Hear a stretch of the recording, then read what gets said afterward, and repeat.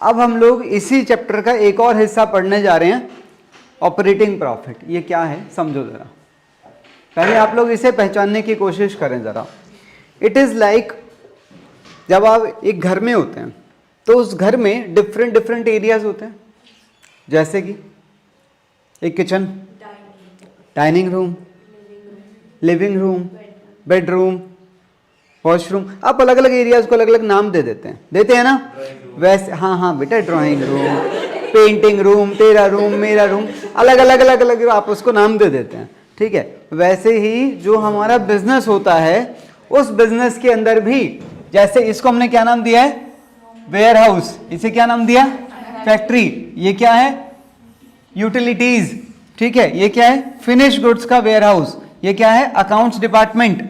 ये क्या है, मार्केटिंग डिपार्टमेंट। अलग अलग एरियाज को अलग अलग नाम आपने यहाँ पर भी दिया हुआ होता है। अच्छा, खूबसूरती ये है कि हर जगह पर अपने अपने खर्चे होते हैं। जैसे कि अगर मैं अकाउंट्स डिपार्टमेंट की बात करूं तो वहाँ जो लोग काम कर रहे हैं उनकी सैलरी, इंटरनेट का खर्चा, टेलीफोन का खर्चा, वहाँ का रेंट भी हो सकता है, इंश्योरेंस है, ऑडिट फीस है, लीगल एक्सपेंसेस, ये सब अकाउंट्स डिपार्टमेंट के खर्चे हैं, ठीक है। सिमिलरली अगर मैं बात करूं यहाँ की, तो यहाँ पर क्लीनर है, वाटर है, इलेक्ट्रिसिटी, सोप, हैंड वॉश, ये सब चीज़ें यूज़ होती हैं, ठीक है ना। तो हर एरिया के अपने अपने खर्चे होते हैं। क्लियर है मेरी बात? चलो ज़रा आगे, बहुत अच्छी बात है। मैंने कब बोला डायरेक्ट है? मैं तो वहाँ पर डायरेक्ट और इनडायरेक्ट समझा ही नहीं रहा था। वो लाइन आपका अभी भी वो फोकस उस लाइन पे है, वो लाइन को छोड़ दो, मैं यहाँ पर कुछ और समझाना चाह रहा हूँ, ठीक है। अच्छा, अब ज़रा यहाँ पर ना मैं आपको कोई अकाउंट्स का टॉपिक नहीं समझा रहा हूँ, मैं सिर्फ एक सपना मान लो, एक इमेजिनेशन ले लो, कुछ भी ले लो, एक पॉइंट को कनेक्ट करने की कोशिश कर रहा हूँ बस यहाँ पर, ठीक है। फालतू बकवास मत करना बीच में, ऐसा थोड़ी होता है, मुझे भी पता है ऐसा नहीं होता है, पर मैंने किया है, ठीक है। सोचो, यहाँ पर एक बंदा है राम, और राम कर रहा है जॉब, और जॉब करने के लिए भाई देखो आपको थोड़ा बहुत दूर तो जाना ही पड़ता है। जैसे मान लो राम रहता है फरीदाबाद में, पर उसको जाना है दिल्ली, ठीक है। तो हरियाणा से उसे दिल्ली जाना है, समझ रहे आप मेरी बात को? तो बेटे सैलरी उसके लिए इनकम का काम करेगी कि नहीं? पक्का सैलरी उसके लिए इनकम का काम कर रही है, और इनकम्स को हम लोग उस तरफ ही लिखते हैं, पर उस सैलरी को अर्न करने के लिए उसको कुछ खर्चे भी करने पड़ेंगे। क्या? आने जाने का खर्चा, लंच भी ले जाएगा, अगर अपनी गाड़ी से जाता है तो पेट्रोल भी लगेगा, टोल टैक्स लगेगा, और इंश्योरेंस भी कराना पड़ेगा गाड़ी का। आप समझ रहे हैं खर्चों के बारे में? तो सोचो, ये वाली इनकम अर्न करने के लिए देखो उसने क्या क्या खर्चे किए। पेट्रोल का खर्चा, गाड़ी के कभी कभार रिपेयर्स भी हो जाते हैं, पोल्यूशन भी कराना पड़ता है उसको, टोल टैक्स भी देना पड़ता है, और गाड़ी का डिप्रिसिएशन भी तो उसका खर्चा है, हाँ या ना? मेरी बात समझ आ रही है? अच्छा, अगर वो गाड़ी को कम चलाए तो डेप्रिसिएशन लगेगा, पर आपको लग रहा है उतना लगेगा क्या? चलाने और ना चलाने से आपको नहीं लग रहा वैल्यू की गिरावट में कोई फर्क तो आता है, हाँ या ना? मैं ये नहीं कह रहा कि वो अगर वो आप उसे बिल्कुल नहीं चलाओगे तो वैल्यू गिरेगी नहीं, वैल्यू तो फिर भी गिरेगी, पर अगर आप उसे यूज करोगे तो वैल्यू और ज्यादा तेजी से गिरेगी, है कि नहीं? ठीक है, तो डेप्रिसिएशन भी लग रहा है, तो और कभी कभार थोड़ा बहुत खाने पीने पे भी खर्च हो जाता है इसी वजह से, ठीक है। तो ये जो बचा लेता है, मैंने इसे क्या नाम दिया है? Operating saving. ये है ऑपरेटिंग इनकम, ये है ऑपरेटिंग एक्सपेंसेस। मेरी बात समझ आ रही है? ऑपरेट करके आप इतना कमाते हो, ऑपरेट करके आप इतना खर्च कर देते हो, और ऑपरेट करके आप इतना बचा लेते हो। मेरी बात समझ आ रही है? ठीक है, हाँ जी। मैं बात ही नहीं कर रहा डायरेक्ट इनडायरेक्ट पे, मैंने तो एक एग्जांपल लिया है बस छोटा सा, ठीक है। अच्छा, उसके अलावा ये जो आपने बचाया, ये आपके काम से रिलेटेड है, ये आपके काम पे जो इनफ्लो है, ये आपके काम पे जो आउटफ्लो है। उसके बाद आप 5500 बचा लेते हो, जिसे मैं ऑपरेटिंग सेविंग का नाम दे रहा हूँ, ठीक है। इसे मैं यहाँ पर ले आया, यहाँ पर मैं उसकी कोई एक्स्ट्रा इनकम लिखूंगा, कोई भी अगर है तो। जैसे सोचो उसे कभी कभार रास्ते में पैसे भी मिल जाते हैं पड़े हुए, ऐसे मिलते नहीं है ना। मैंने मान लो कभी कभार, बड़ा रेयर, उसकी नज़र नीचे रहती है ज़मीन पे, ठीक है। तो जो भी किसी के पैसे गिरते हैं वो इसी को मिलता है, ठीक है। तो ये आपको लग रहा है ये एक रूटीन वर्क है? रूटीन वर्क नहीं है, तो ये बेसिकली क्या है, एक नॉन ऑपरेटिंग आइटम है, मतलब इससे कोई लेना देना नहीं है। आप ऑपरेट नहीं कर रहे होते तो ये चीजें आपके साथ फिर भी हो सकती थी, मैं नहीं समझा मेरी बात को, तो इससे कोई लिंक नहीं होता है, ठीक है। उसके अलावा हाँ जी, 3700 कौन सा 3700, अभी रुको तो सही। और ये उसके कुछ फालतू चीजें हैं, फालतू चीजें जैसे कि एक्सीडेंटल एक्सपेंसेस हो गए, कभी कभार रास्ते में थोड़ा बहुत चैरिटी भी कर देता है, लॉस बाय थेफ्ट, कभी कभार उसकी गाड़ी से कुछ चोरी हो जाए कभी कभार, ठीक है। और इंटरेस्ट, अगर उसकी कार पर कोई लोन चल रहा है, अगर उसकी कार पर कोई लोन चल रहा है, उस लोन का इंटरेस्ट भी बताओ यहां आना चाहिए कि यहां आना चाहिए, ऊपर कैसे आएगा। अगर आप नहीं भी जाते दिल्ली तो इंटरेस्ट तो आप फिर भी पे कर रहे होते हैं। Interest on loan recurring nature का बिल्कुल है, मैं आपकी बात को मान रहा हूं, मेरी बात को तो सुन लो। इंटरेस्ट ऑन लोन पक्का रेकरिंग नेचर का है, मैं कह रहा हूं आप ऑपरेट ही मत करो, आप ऑपरेट मत करो, बंद कर दो आप ऑपरेशन, क्या आप फिर भी इंटरेस्ट दोगे कि नहीं दोगे। इंटरेस्ट एक फाइनेंस नेचर का काम है, ऑपरेशन से उसका रिलेशन नहीं है कोई, उसका रिलेशन मशीनरी का रिलेशन है आपके साथ, तो मशीन का डिप्रिसिएशन आप लो ना ऑपरेशन में, और उसका इंटरेस्ट जो है वो फाइनेंसिंग एक्टिविटी है, इट इज लोन लेने वाली एक्टिविटी। हम लोग बात करेंगे आज इसके ऊपर, ये हमारा टॉपिक है, क्लियर है मेरी इतनी बात। अच्छा, तो ये हो गई एक्स्ट्रा इनकम्स और ये हो गए फालतू खर्चे, उसे मैंने क्या नाम दिया, नेट सेविंग, जिसे आप लोग नेट प्रॉफिट का नाम भी देते हैं, ठीक है। मैं इसे क्या नाम दे रहा हूं, नॉन ऑपरेटिंग इनकम, और मैं इनको क्या नाम दे रहा हूं, नॉन ऑपरेटिंग एक्सपेंस। आ जाओ, चिंता मत करो, कनेक्ट हो जाए।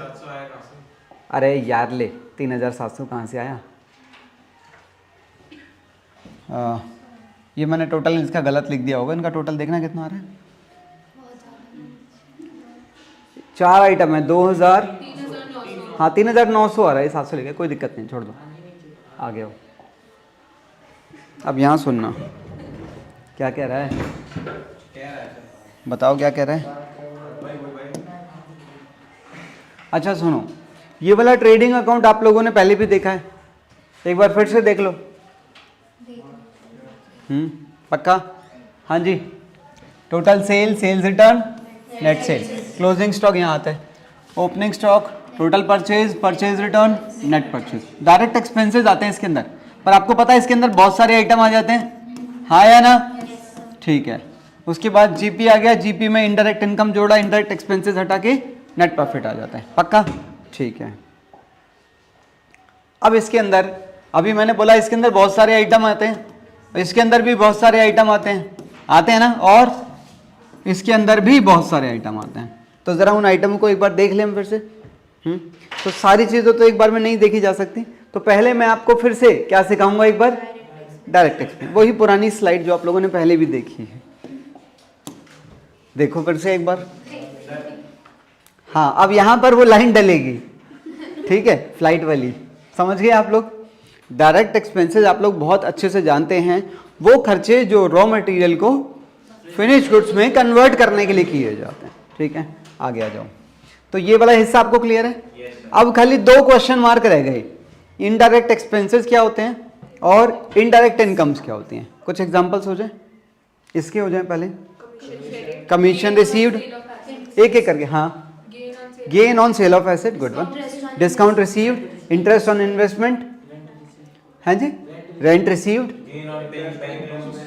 Gain on bank loans, possible है, पॉसिबल है, हो सकता है। आपने बैंक से लोन लिया 2 लाख, आप लौटा रहे हैं 1,80,000, बाई चांस हो गया। तुम ऐसे क्यों देख रहे हो कि ऐसे कैसे हो सकता है, बाई चांस में ऐसा हो गया तो फायदा तो है, कैपिटल नेचर का एक तो जाएगा। और कुछ है ना एग्जांपल्स, इसके कुछ एग्जांपल, इनडायरेक्ट एक्सपेंसेस बहुत सारे, एडवर्टीजमेंट, ऑडिट फीस, बिजली का खर्चा, हाँ हाँ हाँ बहुत सारे हैं।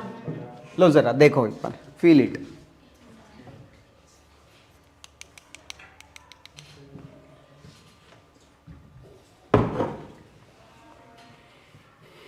अब तुम कहोगे इसको, मैंने ये साइड में जो बॉक्स लगाए हैं, मैंने भी आपको डिफरेंट डिफरेंट एरियाज बताए थे ना, तो वो एरिया के अकॉर्डिंग मैंने उन एक्सपेंसेस को कैटेगराइज कर दिया है कि ये खर्चे ऑफिस के हैं, ये खर्चे सेलिंग डिस्ट्रीब्यूशन के हैं, ये डेप्रिसिएशन के खर्चे हैं, ये फाइनेंसिंग के खर्चे हैं, ये एबनॉर्मल खर्चे हैं, आराम से देखो आप एक एक आइटम, जो आपको टाइम चाहिए ले लेना। सर AMT क्या है? अमाउंट बेटे, अमाउंट होगा। AMT और कहाँ लिखा हुआ है? Depreciation. amortization. Depreciation is applied on tangible assets and amortization is for intangible assets. इस टॉपिक को ढंग से समझ के चलिएगा। ये टॉपिक 12th में आपको as it is add on होकर पढ़ाया जाएगा, एज इट इज।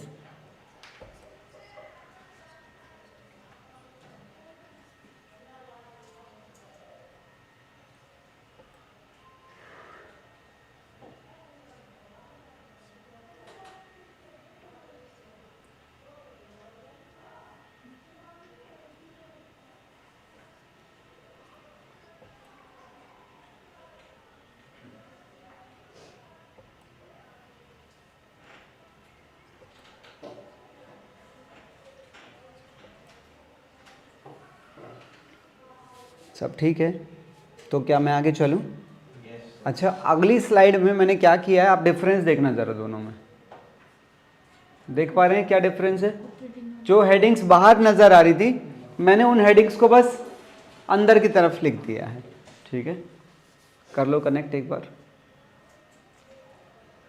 और इन एग्जाम्पल के अलावा और भी एग्जाम्पल हो सकते हैं, मैंने तो कुछ रिलेटेड एग्जाम्पल लिखे हैं बस।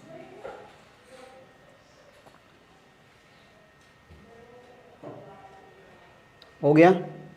ठीक है, अगली स्लाइड में मैंने क्या किया है सुनिएगा। अब ये जो आपके फिलहाल आइटम है, इनके अंदर कुछ आइटम ऑपरेटिंग नेचर के हैं और कुछ आइटम इसके अंदर नॉन ऑपरेटिंग नेचर के होते हैं।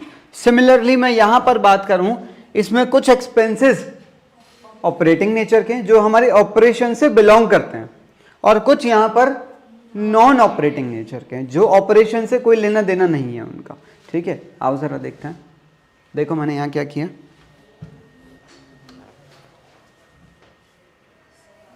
अब जो खर्चा जिस नेचर का है मैंने उसके साथ ऑपरेटिंग और नॉन ऑपरेटिंग लिख दिया है बस।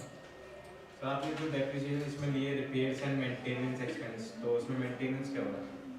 रिपेयर्स भी लिए डेप्रिसिएशन तो? हाँ, उसको मेंटेनेंस के अंदर ही लिया जाता है। Repairs is also a part of maintenance. Maintain हम इसलिए करते हैं ताकि हमें ज़्यादा रिपेयर्स पे ना खर्चा करना पड़े। नहीं समझे आप मेरी बात को? डेप्रिसिएशन मेंटेनेंस कैसे? डेप्रिसिएशन मेंटेनेंस नहीं है, repairs is a part of maintenance. आप डेली ब्रश करते हैं? बताओ, करते हैं ना? क्यों करते हैं आप? इसलिए नहीं कि आपको बेसिकली शौक है, नहीं, आप ताकि आप भविष्य में उनको खराब होने से बचा सकें और आपको ज़्यादा डेंटिस्ट के पास ना जाना पड़े। आप अपने भविष्य के उस खर्चे को भी तो कम कर रहे हो। आप ब्रश कर रहे हो, बेसिकली आप उसे मेंटेन करने की कोशिश कर रहे हैं। नहीं समझे मेरी बात को?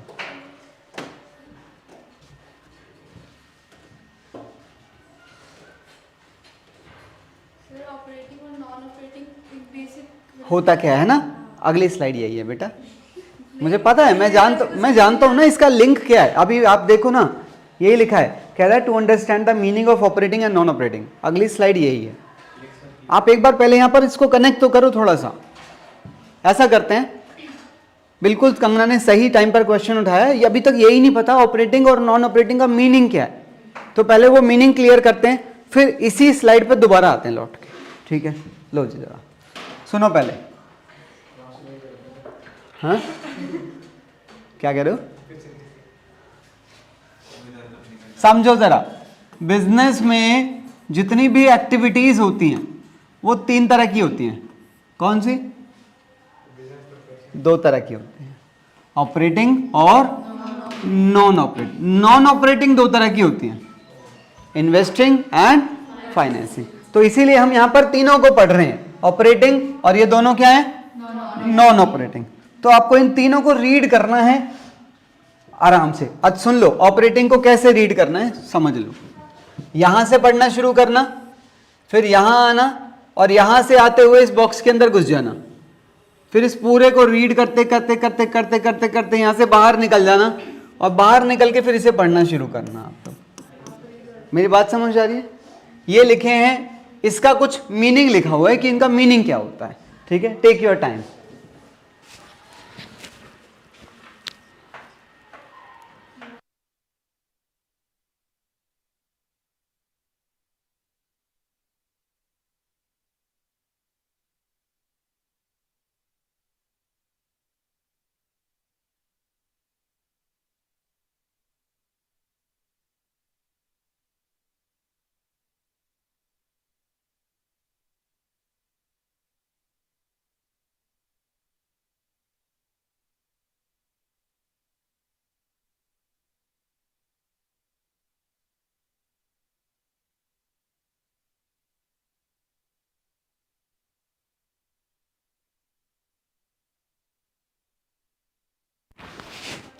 कौन सा पूछ रहे हो रजत?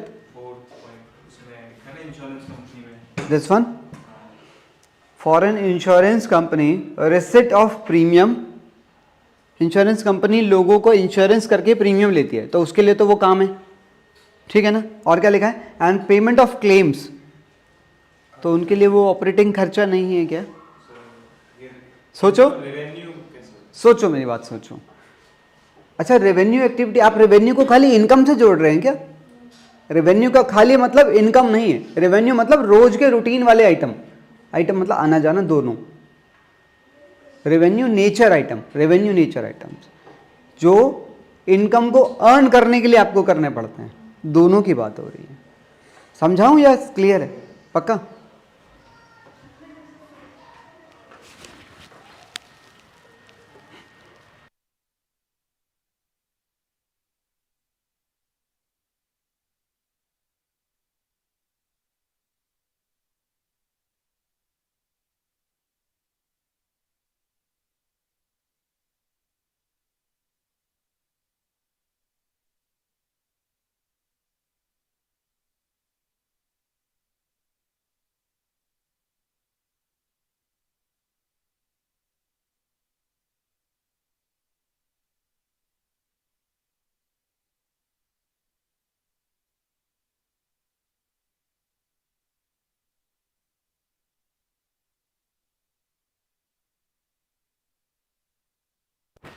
ऑपरेटिंग का थर्ड वाला एग्जाम्पल, ये वाला फॉर, अच्छा अच्छा अच्छा, receipt from royalties, receipt from royalties, कुछ कनेक्शन आपका नहीं बन पा रहा है, बताओ। मैंने आपको एक एग्जांपल दिया था, हम अभी वहाँ पहुँचे ही कहो, अभी तो आप लोग ये पढ़ रहे हो ना, अभी वहाँ पहुँच के हम लोग इसके बारे में बहस करेंगे ना, है ना। अभी हमारा जो डिस्कशन है वो अटक गया है, रिसिट फ्रॉम रॉयल्टीज ऑपरेटिंग क्यों है, आप बताएं थोड़ा सा, कुछ क्या कनेक्शन है कुछ तो। अरे तुम मत बताओ ना, तुमने तो पूछा है, मैं तो बाकियों से भी पूछना चाह रहा हूँ ना। रिसिट फ्रॉम रॉयल्टीज, अच्छा रॉयल्टी अगर आपको मिल रही है तो वो तभी मिल रही है जब आपने अपना कोई हक, कोई राइट आपने किसी के साथ शेयर किया है कि नहीं। और रॉयल्टी जो हमेशा मिलती है वो पर यूनिट मिलती है, आप समझ रहे हैं, मैक्सिमम केसेस में वो पर यूनिट मिलती है, तो it is directly link to the units, हाँ या ना। यूनिट्स कम तो रॉयल्टी कम मिलेगी, यूनिट ज़्यादा तो उतनी ज़्यादा मिलेगी। तो बेसिकली रॉयल्टी आपको तब मिलती है जब आप अपना कोई मैन्युफैक्चरिंग राइट किसी दूसरे को दे देते हैं, तो वहाँ से आपको पर यूनिट कुछ मिलता जा रहा है, डेली मिल रहा है, डेली मिल रहा है। It is not direct income, बताओ, it is not direct income, हाँ या ना। मैंने आपको एक एग्जांपल भी दिया था, अभी मैं आप लोगों को यहाँ पर पढ़ा रहा हूँ, सोचो मेरे इसी नाम को कोई यूज़ करके पढ़ाना चाह रहा है, और मैंने उससे बोला भाई ऐसे थोड़ी होता है, तुम मेरा नाम यूज़ कर रहे हो, हालांकि ये रॉयल्टीज़ पे अप्लाई नहीं होता, मैं तो एक एग्जांपल ले रहा हूँ। तो मैंने बोला अगर तुम्हें स्टूडेंट्स पढ़ाने हैं तो तुम्हें पर स्टूडेंट मुझे पे करना पड़ेगा, डायरेक्टली लिंक हो रहा है भाई, it is operating nature item. समझ आ रही है मेरी बात? पक्का क्लियर है? कोई और कुछ?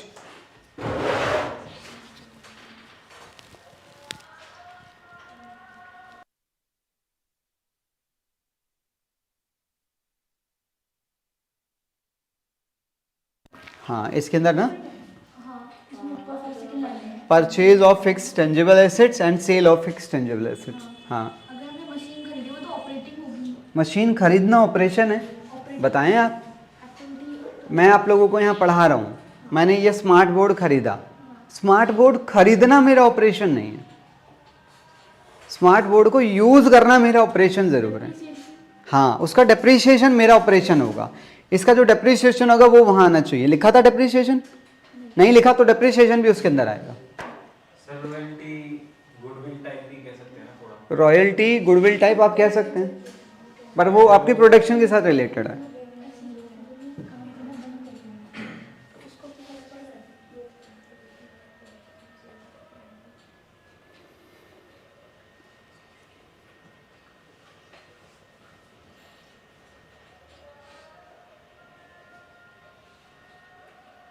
बिठाना है इन्वेस्टिंग का।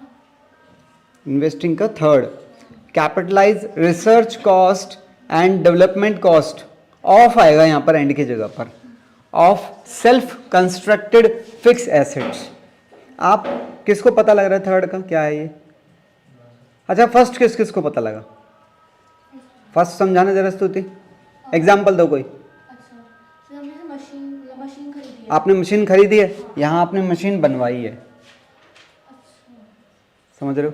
अब पढ़ो। और कैपिटलाइज रिसर्च का क्या? रिसर्च कभी कभी ना आपको बनवाने से पहले रिसर्च भी करनी पड़ती है और उसमें भी खर्चे हो जाते हैं। आपको करनी पड़ती है, करवानी पड़ती है। दोनों हो सकते हैं, आपने खुद की या आपने करवाई, पर खर्चे तो हो रहे हैं, तो वो सारे खर्चे एसेट के अंदर ही ऐड हो जाते हैं। इफ़ यू रिमेंबर हमने एक पॉइंट पढ़ा था, expenses incurred before the asset is put to use. तो पुट टू यूज से पहले वाले सारे खर्चे एसेट के अंदर ऐड हो गए, तो ये उसी को ही जस्टिफाई कर रहा है।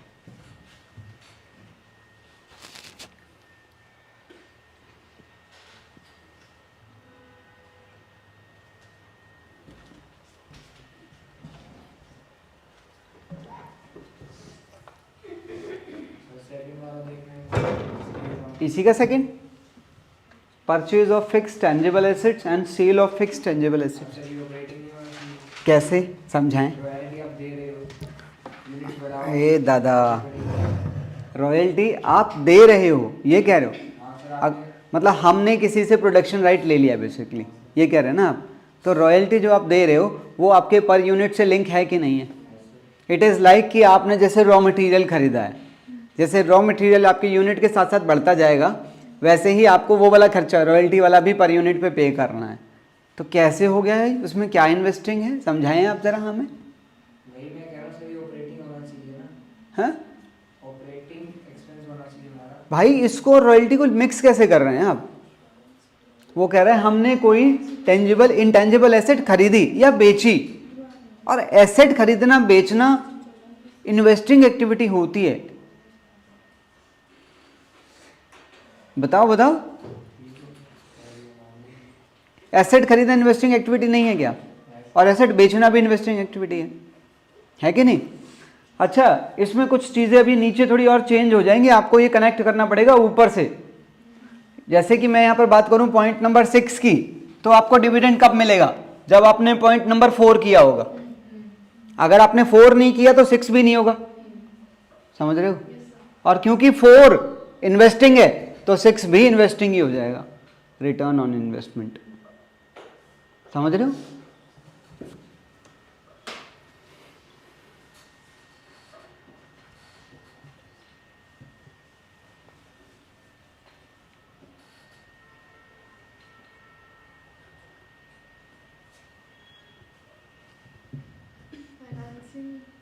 फाइनेंसिंग में बोरोइंग वाला फाइनेंसिंग की डेफिनेशन को केयरफुली पढ़ो। वही तो पूछ रहे हैं। हाँ पूछो। Financing activities are the activities that results in change in the size and composition. Size and composition, size का मतलब है छोटा या बड़ा, कॉम्पोजिशन का मतलब वो बना किससे है, समझ रहे हैं आप? That results in the change in the size and composition of the debt and equity. मैं इसको शॉर्ट में बोल देता हूं, डेट एंड इक्विटी। डेट मतलब बाहर का पैसा, इक्विटी मतलब अपना पैसा। नहीं समझे? बोलो, एक बार एग्जांपल्स रीड करो। टर्म्स ये इसके टर्म जो बोरोइंग है कौन सा? इसमें जो टर्म है ना, बोरोइंग का मतलब भाई बाहर का पैसा, ब्रैकेट में सिंपल भी लिखा है लोन। बिजनेस में दो तरह से पैसा लगता है, अपना या बाहर का। अपना मतलब कैपिटल। मतलब हमने अगर इंश्योरेंस खरीदा है तो वो operating इंश्योरेंस खरीदा है, मतलब लिया है, इंश्योरेंस लिया है, हाँ। सर्विसेज ली है। क्या हो गया ये तुम लोग ऐसी बातों पे क्यों दांत निकालते हो? इसमें क्या था हंसने वाला? बोलो ना, तुम बोलो, ये गधे हैं। हाँ, तो इंश्योरेंस हमने लिया है, वो ऑपरेटिंग है, बट हमने इसे क्लेम किया, वो नॉन ऑपरेटिंग है। ऐसा क्यों? ऐसा क्यों? वो कह रही जब हम इंश्योरेंस करवाते हैं तो इंश्योरेंस का प्रीमियम हमारे लिए ऑपरेटिंग नेचर का है, ठीक है? अच्छा, इंश्योरेंस किसी एक एग्जांपल में ले लें, किस चीज़ का कराया? गुड्स का अगर गुड्स का कराया आपने, बेटा गुड्स के ऊपर जो आपको क्लेम मिलेगा ना वो ऑपरेटिंग नेचर में जाएगा। गुड्स का क्लेम ऑपरेटिंग में जाएगा। किसी एसेट का ले लो आप, मशीन का ले लो, मशीन जल गई, चोरी हो गई, फिर आपने इंश्योरेंस कंपनी से उसका जो क्लेम मांगा ना वो इसके अंदर आएगा। 12th में एक टॉपिक आएगा कैश फ्लो स्टेटमेंट, वहाँ पर भी इसका ट्रीटमेंट आप देखिएगा, इन्वेस्टिंग के अंदर ही मिल रहा होगा आपको। सर फिक्स्ड एसेट की परचेज का जो इंश्योरेंस होगा, हाँ, फिक्स एसेट का जो इंश्योरेंस क्लेम होगा वो आपका इन्वेस्टिंग के अंदर जाएगा, सीधी सी बात है। आप लोग फाइनेंसिंग कर चुके हैं, कर रहे हैं अभी, रीड करो जल्दी से।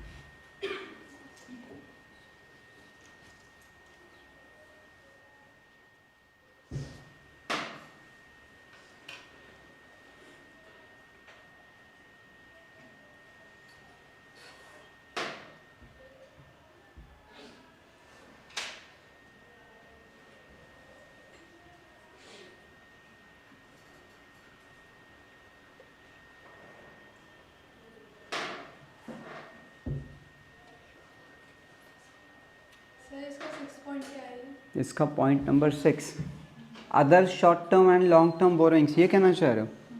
आपने पहले 5 में क्या सीखा? अरे नहीं, अरे यार प्लीज़ यार, हंसने वाली बात नहीं है। मैं इसलिए कह रहा हूँ कि ऐसे लोन जो पहले 5 में नहीं आए ना वो वाले लोन से इसके अंदर आएंगे। आपने अपने किसी फ्रेंड से लोन ले लिया बिजनेस में, ले सकते हैं ना, आपने अपने किसी रिलेटिव से लोन ले लिया बिजनेस में, तो वो इसके अंदर आएगा, समझ गए? इसीलिए वो लिख रहा है अदर, कह रहा है अगर कुछ ऐसा ना हमसे छूट गया है डेफिनेशन के अंदर, कह रहा है वो इसके अंदर ले लेना। ठीक है, क्लियर है मेरी बात? आओ ज़रा वापस उसी पेज पे चलते हैं जिसकी बातें हम छोड़ कर आए थे। अब कनेक्ट करना।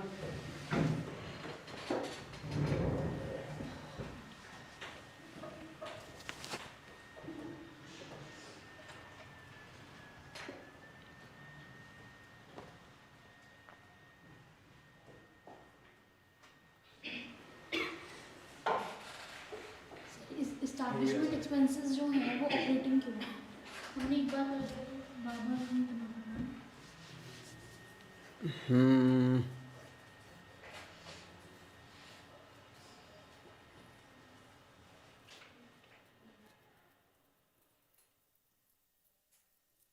कह सकते हैं इस चीज़ को, basically this is a part of business incorporation expenses. जब हम बिजनेस को स्टार्ट करते हैं,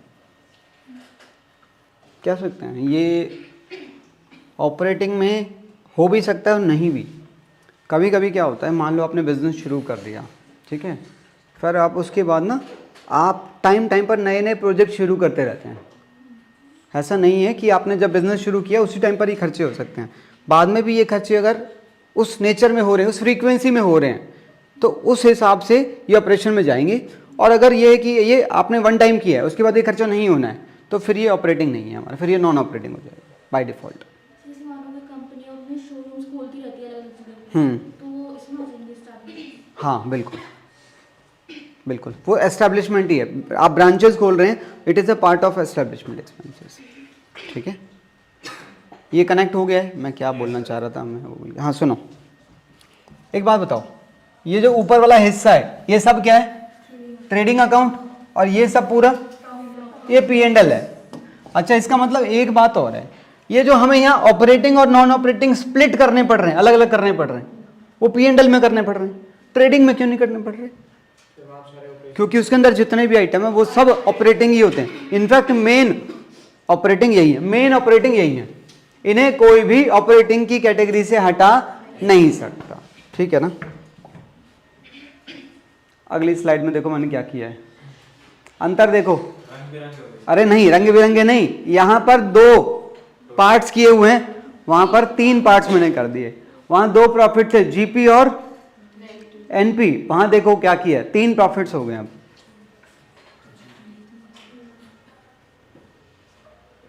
आपको ये वाला ट्रेडिंग P&L बनाना नहीं है, इसके थ्रू हम सिर्फ एक कंसेप्ट को क्लियर करने की कोशिश कर रहे हैं। हाँ, अगर क्वेश्चन क्लियरली मांग रहा है कि भैया जीपी दो, ओपी दो और एनपी दो, तो फिर आपको ये बनाना है। क्लियरली मांग रहे तो देखो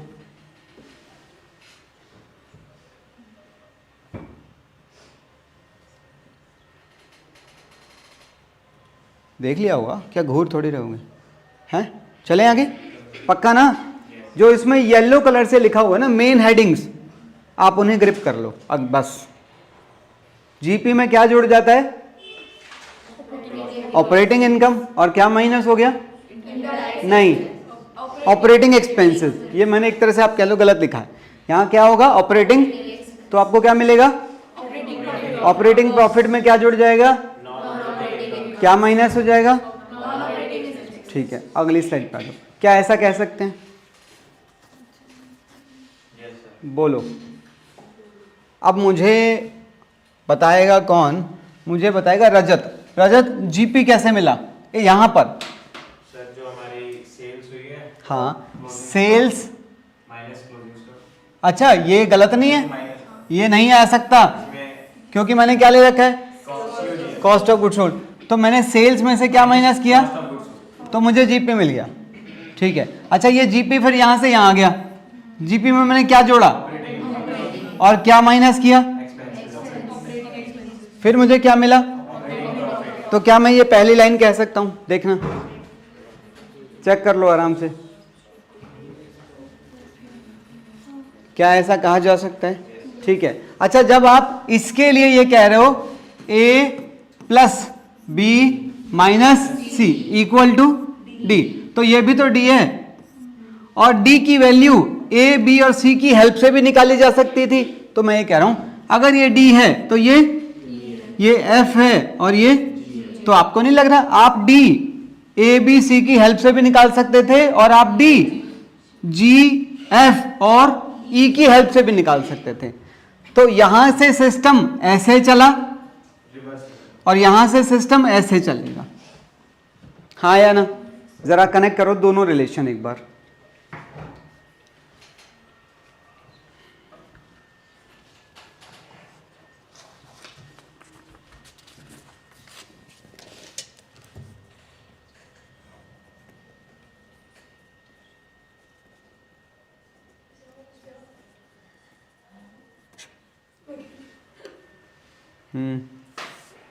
हो गया? पक्का? ठीक है, आगे बढ़ सकते हैं। लो जी,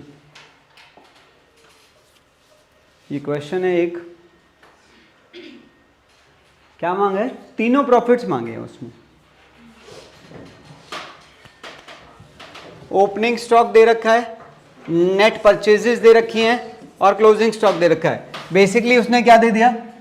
और डायरेक्ट एक्सपेंसेस भी है। तो इन चारों के टोटल से क्लोजिंग स्टॉक माइनस होगा उसमें, तो आपको क्या मिल जाएगा? Cost of goods sold. और नेट सेल आपको दे रखी है, तो बेसिकली क्या मिल गया? तो ये पहला आंसर क्लियर है।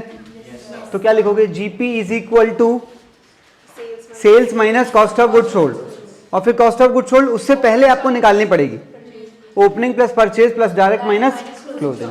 ठीक है ना? मैं बातों बातों में समझा रहा हूँ, ये क्वेश्चन करने लायक है नहीं ना यार। ठीक है, जीपी हो गया, तो फिर यही जीपी हमारा यहाँ आ जाता है। उसके बाद आपको क्या करना है? जीपी में ऑपरेटिंग इनकम है ही नहीं, अब आपको चाहिए ऑपरेटिंग एक्सपेंसेस। ऑपरेटिंग एक्सपेंसेस यानी कि ये, तो कैसे लाऊं? 1 और 2 ये ऑपरेटिंग एक्सपेंसेस हैं। तो अगर मैं अपने जीपी में से इन दोनों को माइनस कर दूं तो मुझे क्या मिल जाएगा? ऑपरेटिंग प्रॉफिट मिल गया। ऑपरेटिंग प्रॉफिट को यहां लेके आना है, फिर इसके साथ नॉन ऑपरेटिंग इनकम्स है क्या? नहीं है, तो नॉन ऑपरेटिंग एक्सपेंसेस ये एक ही दे रखा है, तो ये यहां का एग्जांपल है। क्या मिल जाएगा? नेट प्रॉफिट मिल जाएगा। ठीक है, चलूं आगे।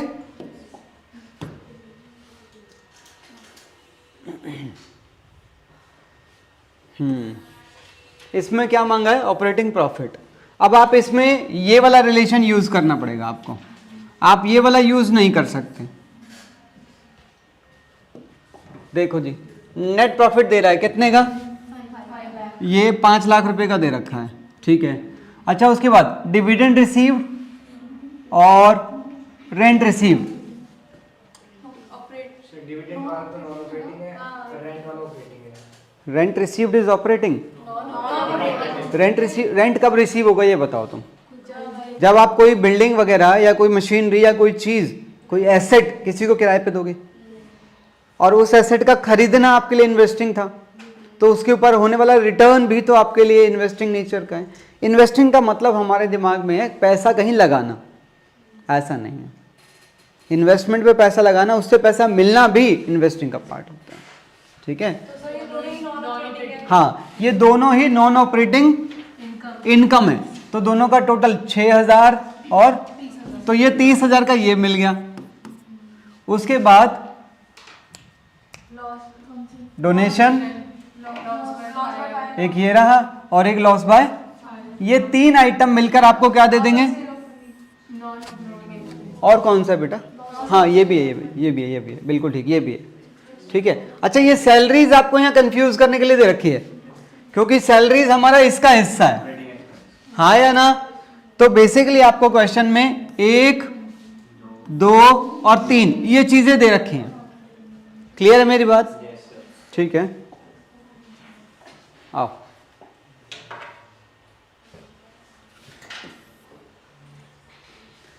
कह रहा है ग्रॉस प्रॉफिट दे दो और नेट प्रॉफिट दे दो, हैं? वाह, इस बार आपको ये दे रहा है, एक बार तो कह रहा है इधर जाओ और एक बार कह रहा है इधर जाओ, कोई दिक्कत नहीं है, चलो। तो ऑपरेटिंग प्रॉफिट कितना दे रहा है? 14,50,000। अब हमें पहले इसकी वैल्यू देखो जरा, ऑपरेटिंग एक्सपेंसेस कहां से लाऊं? ऑपरेटिंग एक्सपेंसेस 1, 2 और 3 मिल गया ना? ठीक है, ये वाली वैल्यू मिल गई आपको। और ओ हाँ यार, वेजेस टू डायरेक्ट है, तो ये तो हमें उसके अंदर काम आएगा। एक मिनट रुको, इसको लिख लेता है। 14,50,000। तो ऑपरेटिंग के अंदर 2 ही आइटम आ रहे हैं, 5,20,000 के। क्या कोई ऑपरेटिंग इनकम है?